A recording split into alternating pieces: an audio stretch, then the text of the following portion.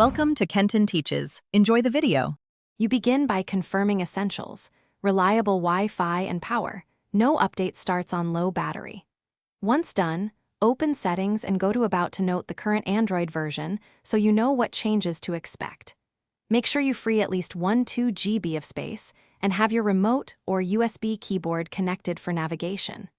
Now navigate to System Update or Software Update and select Check for updates. This starts the download process so you can proceed.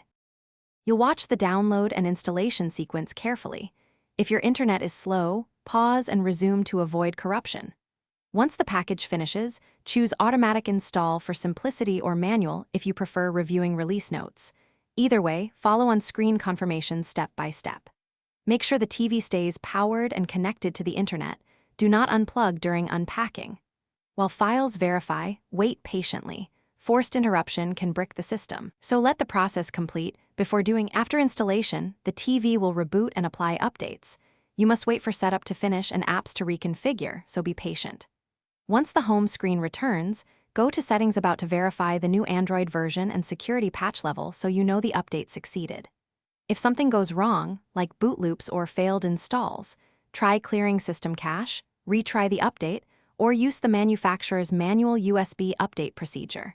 If that fails, contact support for a guided recovery. Thanks for watching. Please subscribe if this video was helpful.